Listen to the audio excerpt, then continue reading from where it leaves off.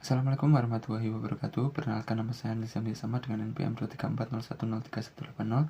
Pada kesempatan kali ini saya akan memaparkan hasil analisis dan penilaian bisnis terhadap PT Harapan Duta Pertiwi Tbk dengan kode emiten HUPE. Memasuki bagian yang pertama, yaitu deskripsi perusahaan. Perusahaan ini bergerak di industri manufaktur karoseri untuk kendaraan truk atau kendaraan komersial. Lini bisnis utamanya meliputi pembuatan bodi kendaraan khusus seperti dump truck dan tangki BBM. Perusahaan menjalankan model bisnis manufaktur berbasis pesanan untuk sektor pertambangan, konstruksi, dan transportasi. Masuki bagian yang kedua, yaitu analisis strategi bisnis. Berdasarkan analisis Porter 5 Forces, terdapat kondisi yaitu: pertama, ancaman pendatang baru tergolong rendah hingga sedang, daya tawar pemasok berada di tingkat moderat, daya tawar pembeli tergolong sangat tinggi, ancaman substitusi sangat rendah karena truk belum tergantikan untuk logistik berat, namun persaingan antar perusahaan berjalan sangat ketat. Untuk memenangkan pasar, perusahaan mengandalkan keunggulan kompetitif berkelanjutan berupa switching cost, mutu produk bersertifikasi, serta ketepatan spesifikasi engineering. Kinerja strategi ini dipantau ketat melalui KPI utama seperti repeat customer rate, working capital turnover, net revenue growth, dan market share GVM lebih dari 24 ton. Memasuki bagian ketiga, yaitu analisis keuangan historis. Berdasarkan data keuangan historis periode 2020 hingga 2024, PT Harapan Duta Pertiwi Tbk saat ini berada dalam fase tekanan finansial yang sangat parah atau financial distress. Ditinjau dari profitabilitas, level kritis akibat ketidakmampuan menekan beban operasional, di mana NPM tahun 2024 anjlok ke negatif 117,32% dan ROE berada di posisi negatif 24,83%. Dari likuiditas, meskipun karena rasio tampak aman di level 130,14%, kondisi realnya akut karena cash ratio hanya tersisa 0,02%. Ini mengidentifikasi sebagian besar aset lancar tertahan dalam bentuk non-cash seperti piutang dan persediaan. Dari sisi solvabilitas dan aktivitas, rasio utang masih terjaga sehat pasca IPO di rentang 80,23%, namun efisiensi aktivitas operasional anjlok gratis dengan total aset turnover hanya sebesar 0,12 kali.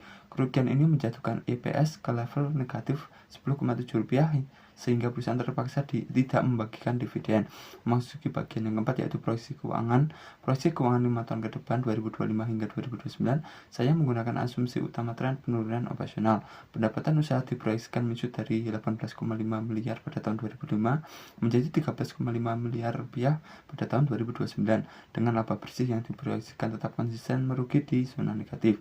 Dari tren ini, perhitungan free cash flow to firm menghasilkan nilai yang seluruhnya negatif di sepanjang periode proyeksi. Selanjutnya, biaya modal rata-rata timbang atau WACC ditentukan sebesar 11,5% berdasarkan proporsi modal 58% dan utang 42%. Melalui metode discounted cash flow dengan pendekatan FCFF, diperoleh nilai intrinsik real HUPE sebesar negatif 79,4 per sahamnya. Di sisi lain, valuasi relatif menghasilkan angka semu berkisaran antara Rp192,95 hingga Rp213,36. Angka valuasi relatif ini tidak valid karena basis kinerja fundamental historis emiten bernilai negatif. Memasuki bagian yang kelima, yaitu analisis sensitivitas dan risiko. Untuk menguji tingkat risiko, dilakukan analisis sensitivitas. Hasil pengujian terhadap perubahan WACC di 10,5% sampai dengan 12,5%, dan pertumbuhan jangka panjang secara konsisten menunjukkan nilai intrinsik perusahaan yang tetap bertahan di angka negatif.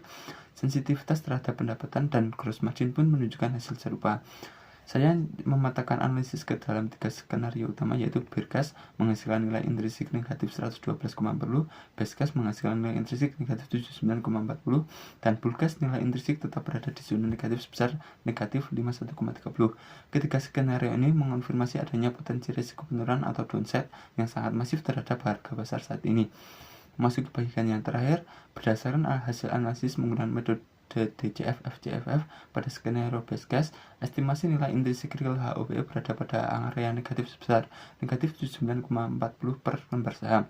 Jika nilai fundamental tersebut dibandingkan dengan harga pasar penutupan emiten per 30 Desember 2024 yang berada di level 26 per lembar, maka harga pasar saat ini sudah berada dalam kondisi sangat overvalue. Risiko penurunan harga yang sangat masif mencapai 405,38%. Oleh karena itu, saya menetapkan rekomendasi jual untuk saham PT HUPE karena risiko fundamental yang terlalu tinggi. Demikian presentasi analisis yang dapat saya sampaikan. Kurang lebihnya mohon maaf. Terima kasih atas perhatiannya. Wassalamualaikum warahmatullahi wabarakatuh.